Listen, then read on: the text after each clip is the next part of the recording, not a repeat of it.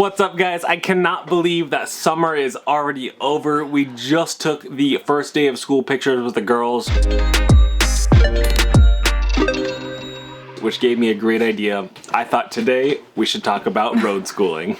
Hey guys, my name's James. And I'm Ashley. Last year we sold our house and we're traveling across the country with our kids. Hi, my name's Goose, and this is Maverick. Come join us! So if you guys have watched this in the past, you know that usually I talk a lot more than Ashley, but I think today there's gonna be a whole new video. I think today Ashley will probably talk just as much as me. Whoa. What? So if you guys don't know, Ashley has her master's in education. She's been in the school industry for what, over a decade now? It makes us feel old. Awesome. So when it comes to homeschooling and road schooling and whatnot, this woman is amazing. She does so much research. She has binders upon binders.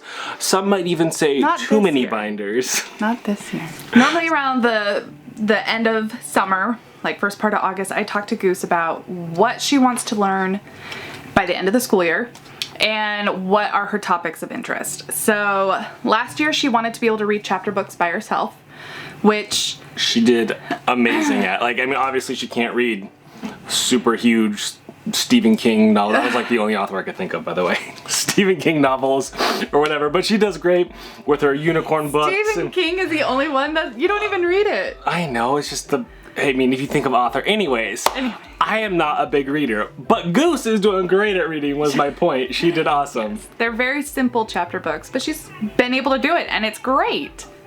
Here she comes. Hi, baby, what's up? So Goose, come here. Tell them, what is your favorite chapter book that you've read so far? Just me, or Yeah, just me and yeah. Mommy?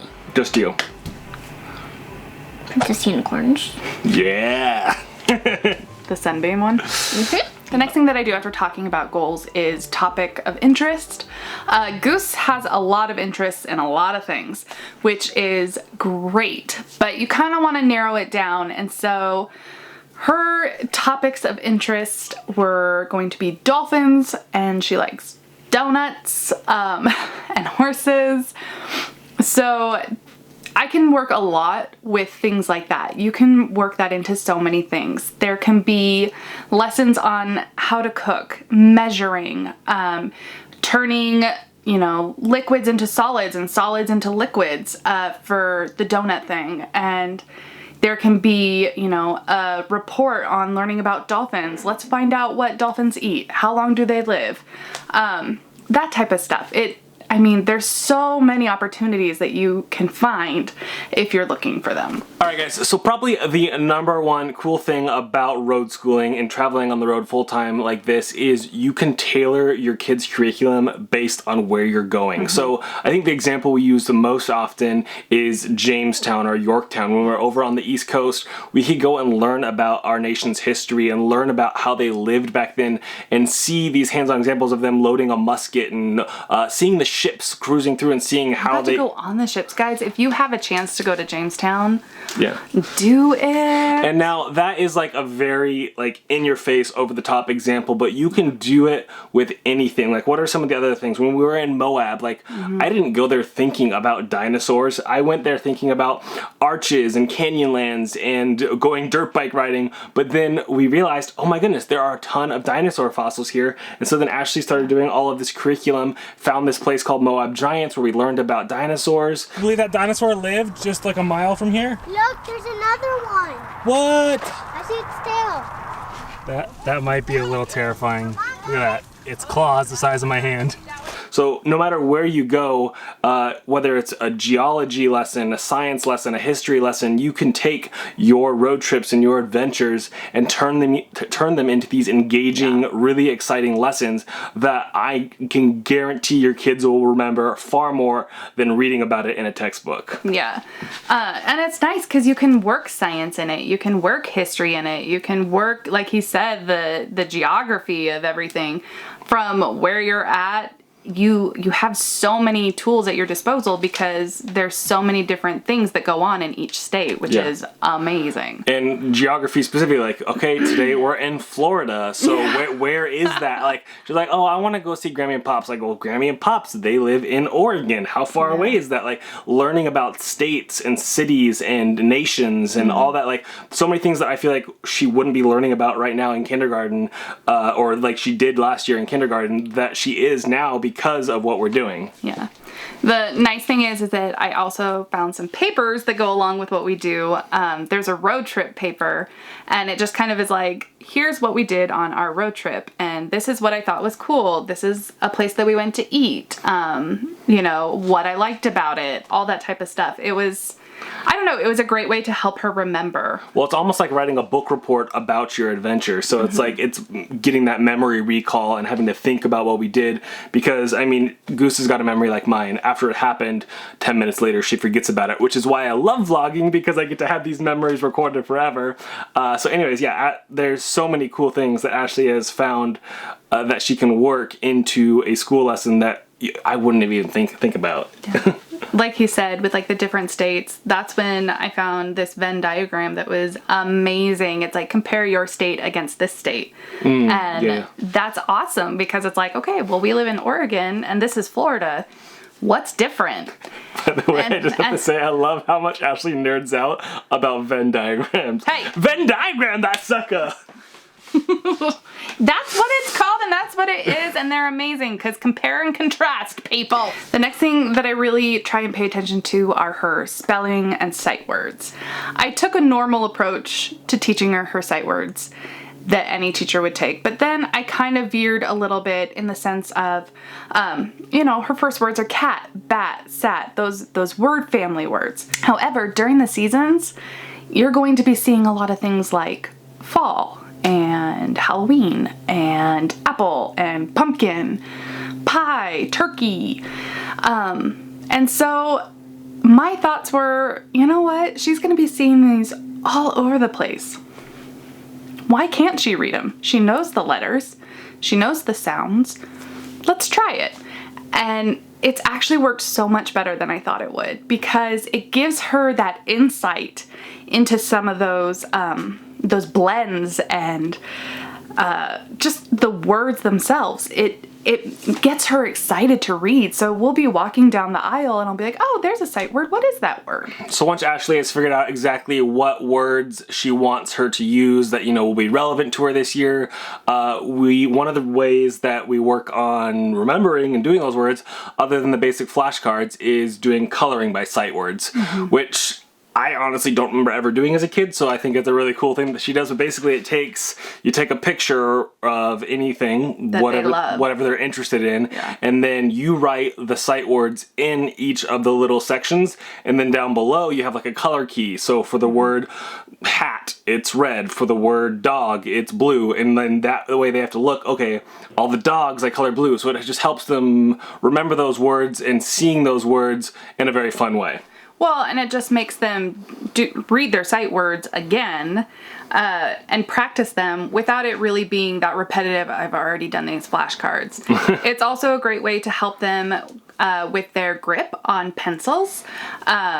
And then working on fine motor skills, trying to color inside the lines, making sure everything looks nice. And it's also a great way for kids to decompress. I don't care what I've read or what other teachers have read. I think coloring is important to kids. I really do. Adults love it. Why wouldn't kids? It's a great way to decompress and still learn.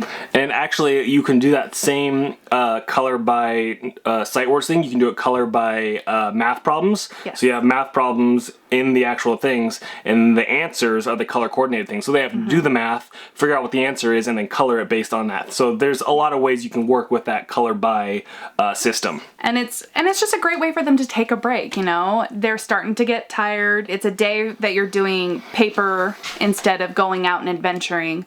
It's a great way for them to just kind of be like, oh, finally something fun, you know? At least that's how Goose looks at it. And no matter how old your kid is, like, it might be a little too old for them to do color by sight words if they're, you know, in high school, but you could seriously do algebra or whatever you want problems in the color by numbers thing, and it's a very fun, different way, like just a way, like you said, to relax while still doing that work. So if you think your kid might be a little too old for that, there are ways to work around it. I mean, I've done coloring contests in high school, but while they were coloring, we've talked about the book that we read, or we've discussed things in history, and it's a great time to talk, but let them kind of just work out the frustrations of having to do all that schoolwork. So the next thing that I try to do is I find curriculum books that fit the needs that we have for that upcoming school year. And then I kind of pick and choose the papers that work with what I'm teaching. Because in all honesty, not everything is going to work with what we're doing. Or just be relevant to your child. Yeah, and that's okay. You don't have to use every single paper that's in each book. Now, a question for you, they'll probably be asking, how do you find which books are good? Like, how do you know? Like, if you just go to Costco and see a bunch of them, do you just grab whatever one you like, or do you go online, or what is the best way to find good curriculum books that you can use more of? I like to look inside, or, I mean, for me, I've used a lot of the different books throughout the years, and so I kind of pick and choose from that. So maybe we can link up down below some of the brands of the curriculum that she likes, and that she's, like you said, been in the school system for a decade now. So if you guys are interested in any of those, you can look at those books down below. But in all honesty, even the internet is just great. If you look at reviews, people give honest reviews. So go on Amazon, look at the reviews, see what people are saying, and I mean, that's a great way to see if it's going to be relevant to you.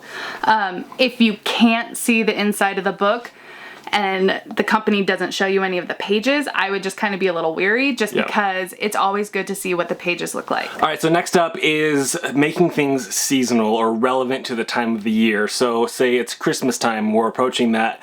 Having worksheets and or the color by number things that are holiday themed. So you're coloring Santa Claus, you're coloring reindeer, or around Easter, you know, you have the Easter bunny, that kind of thing. Because these aren't actually things that I think of, but now that Ashley's been doing it for years, it makes total sense.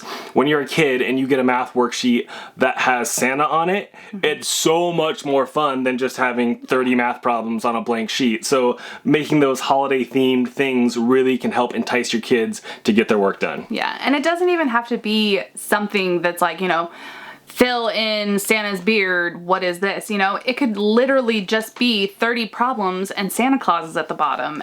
But there's just something about having that holiday there that the kids get excited about. I mean, who doesn't love to have holiday papers? Come on, I still like to color holiday stuff. There's so much out there that you can find. This year I found an elf, like applying to be an elf application, like an actual application, like you want to be Santa's elf.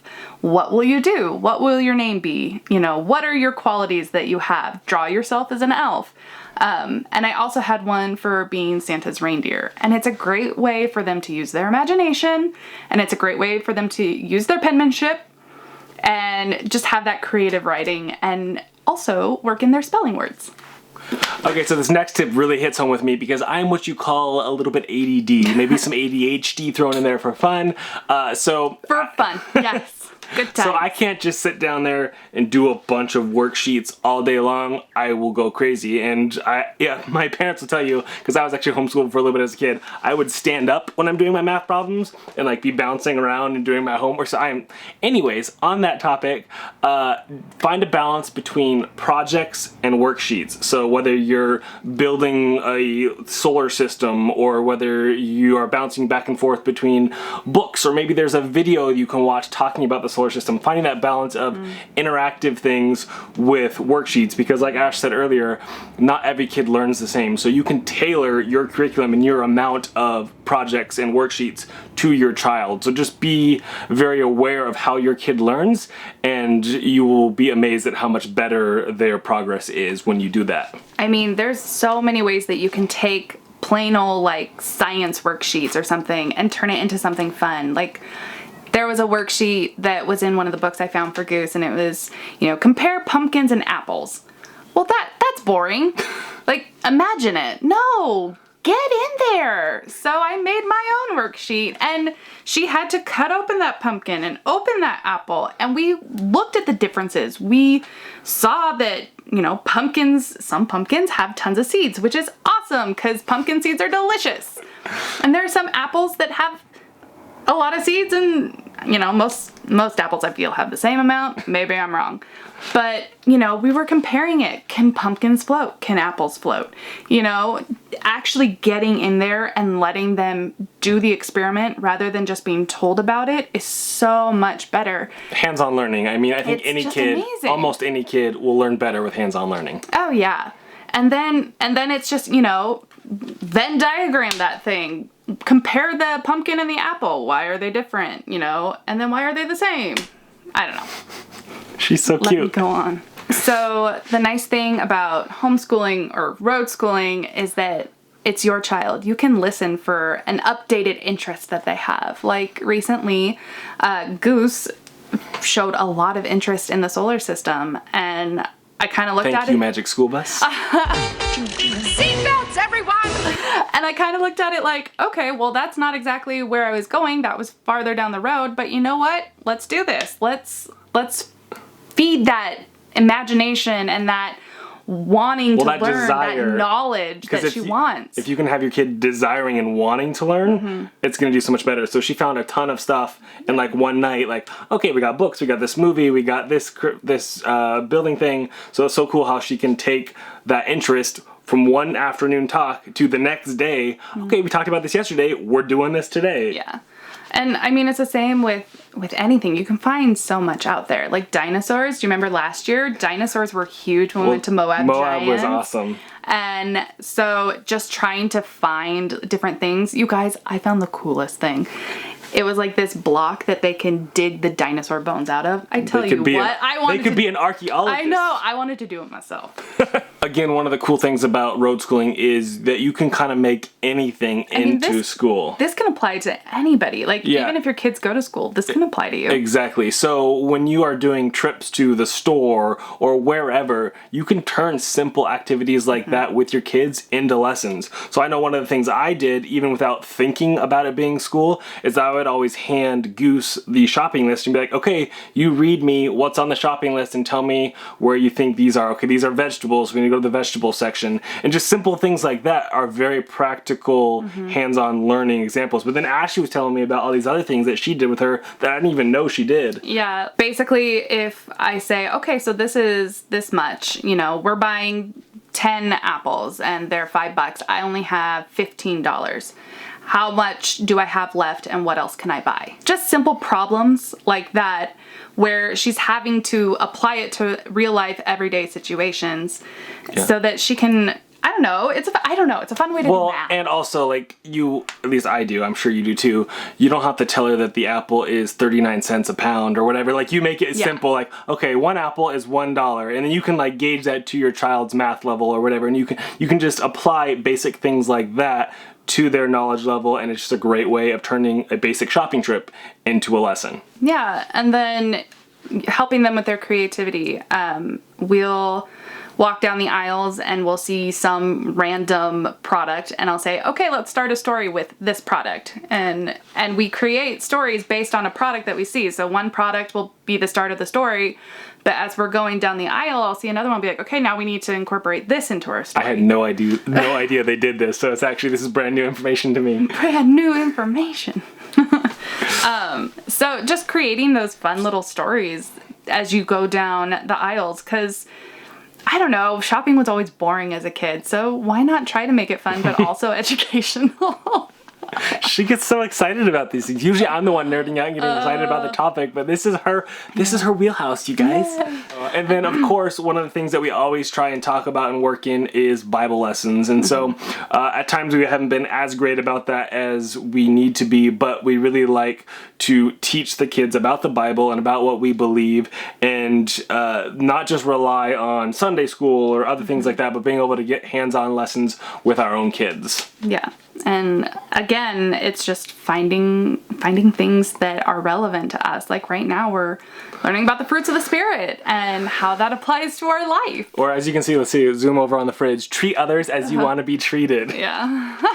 So I know there are a lot of homeschoolers and road schoolers watching this video. If you guys are interested in some of the curriculum and stuff that Ashley has made and curated and whatnot, let us know and maybe we will put together a little package of things that if enough people are interested in, we could give to you guys at a very low discounted price at some sort. We have nothing put together yet, but if enough of you are interested, I think we would be cool to put together some of this stuff that Ashley has worked so hard on and just help you guys out with your curriculum. And if you guys have any questions about what we talked about, go ahead and leave a comment down below. But until next time, guys, stay positive, get out there. Life is an adventure, so make some memories.